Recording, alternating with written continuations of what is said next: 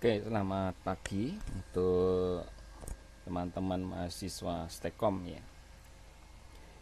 Ya, untuk materi hari ini kita akan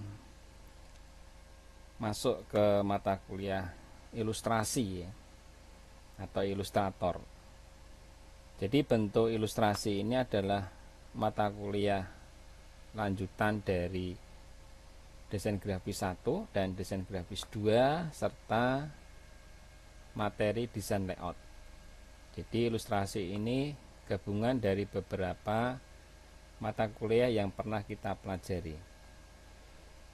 Nah, di dalam ilustrasi nanti yang kita pakai ini materinya untuk aplikasinya adalah Adobe Illustrator ya. Entah itu menggunakan CS3, CS4, CS5 atau yang CC atau yang terbaru. Ini disesuaikan dengan kondisi dari komputer yang kalian pakai. Ya. Nah, seperti yang kita ketahui, ilustrasi atau ilustrator ini adalah bentuk bagaimana kita mengilustrasikan dalam sebuah benda ya, yang kita tuangkan dalam bentuk gambar, dalam bentuk vektor. Jadi ini sama seperti di Corel ya. Bentuknya adalah vektor ya, vektor. Nah, pengertian dari sebuah ilustrasi atau ilustrator ya. Kalau ilustrasi itu adalah hasil karyanya, sedangkan ilustrator ini adalah orangnya yang membuat. Ya, jadi bisa dikatakan ilustratornya adalah merupakan seniman ya. Nah, seniman yang berprofesi khusus di bidang seni rupa. Yakni umumnya sebagai pencipta atau penyedia sebuah ilustrasi. Jadi konsumen ya atau mungkin seseorang yang ingin digambarkan, dia cukup mengilustrasikan. Kalau kita lihat di kepolisian ya, dalam sebuah kejahatan, ini si saksi dia mengilustrasikan bentuk misalnya pelakunya atau penjahatnya. Nah, dia memberikan ciri-ciri khusus ya, ciri-ciri orangnya. Nah, kemudian si ilustrator ini bisa menggambarkan dari bentuk apa yang sesuai data yang diterima. Nah, maka terciptalah sebuah gambar. Ya, meskipun tidak persis tapi setidaknya menyerupai. Nah, ini seorang ilustrator. Jadi mampu menggambarkan bentuk lingkungan atau situasi ataupun data yang dia terima. Ini ya. Nah, dalam tulisannya ini sebuah ilustrasi ya, sebagai penyedia gambar ini memperjelasnya. Ya. Supaya bentuk tampilannya itu sesuai atau menyerupai. Meskipun tidak sama ya, tapi dia menyerupai. Nah, misalnya kalau kita lihat dalam sebuah buku ya, meskipun non fiksi atau fiksi ya, dia menggambarkan bentuk cerita. Misalnya kalau orang sedih itu gambar bentuk vektornya seperti apa. Orang senang bentuk gambarnya seperti apa. Orang marah bentuk gambarnya seperti apa. Nah, ini sering kita lihat di dalam buku, kemudian novel, atau koran, atau iklan, atau poster. Ya, jadi setiap ilustrator punya sudut pandang yang berbeda-beda. Nah, alat yang dipakai ya biasanya kalau ilustrator nih sering pakai pensil ya, pensil 2B ya, atau bisa juga pulpen atau spidol atau bahkan perangkat komputer.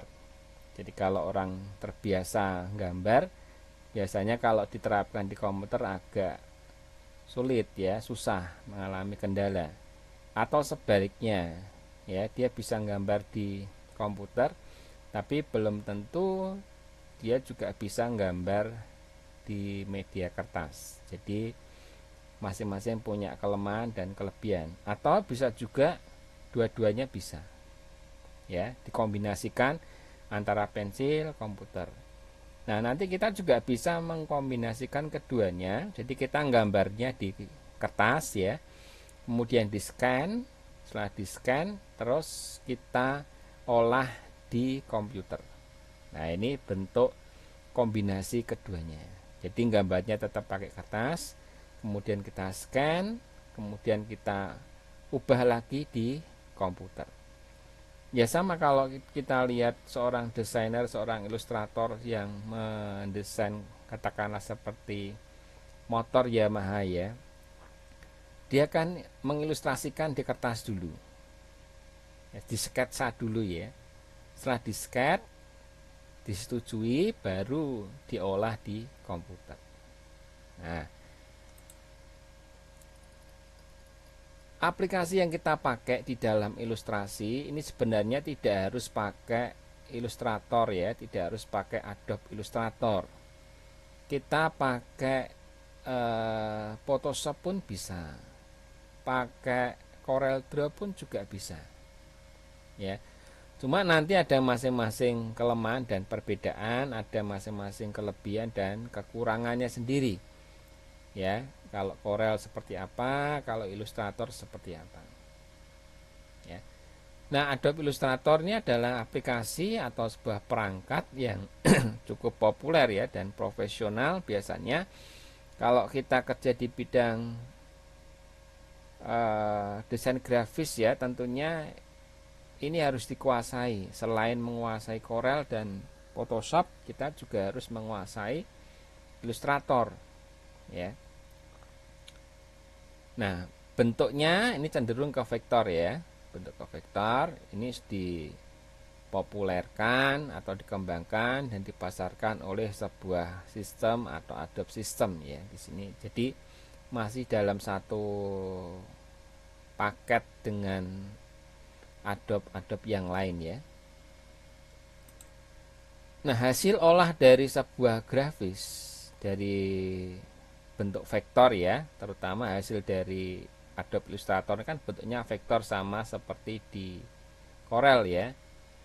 Jadi melansir vektor atau ini vektor adalah sebuah tipe gambar yang tidak mungkin pecah ya, karena kan bentuknya bukan pixel, bentuknya vektor. Vektor itu terdiri dari garis dan kurva, sama seperti di Corel ya. Berapapun ukurannya atau gambar yang kita perbesar, ini tidak akan mempengaruhi kualitas gambar karena bukan diukur dengan pixel. Berbeda dengan atau Photoshop ya, ada Photoshop ini diukur menggunakan pixel. Jadi kalau gambarnya diperbesar ya, yang standarnya mungkin resolusinya adalah 30 ya, diperbesar ukuran yang sangat besar, tentunya gambar akan pecah ya. Nah, aplikasi ini biasanya dipakai ya atau digunakan untuk kebutuhan sehari-hari, misalnya ya untuk membuat logo sama seperti Corel ya, membuat sebuah grafik atau karya seni digital, atau bahkan membuat desain web.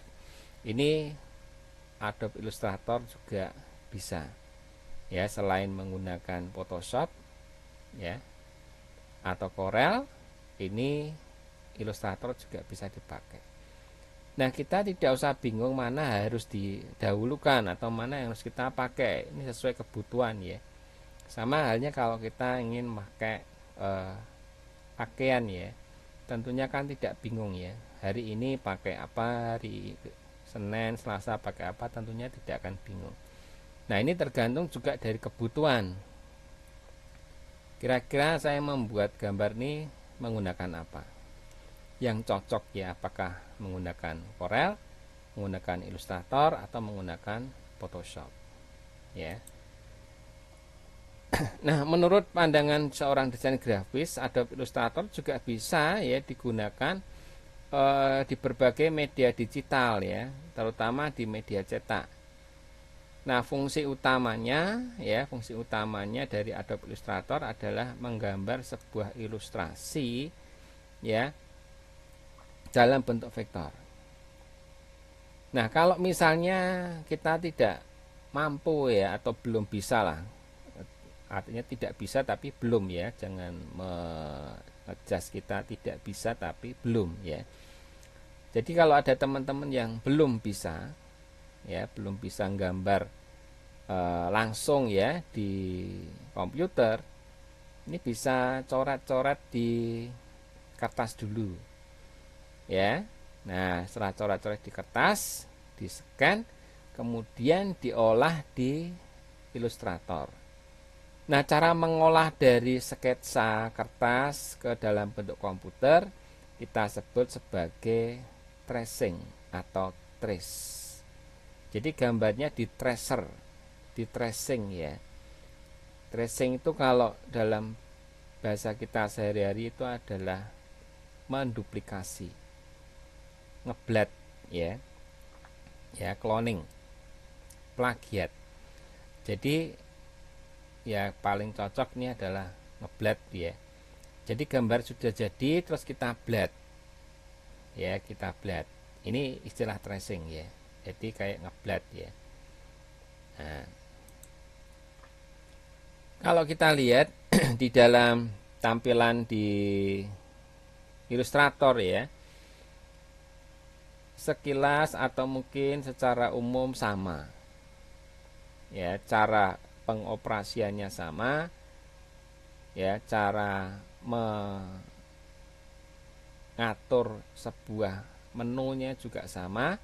Nah, yang membedakan adalah fasilitas ya, fasilitas yang dipakai.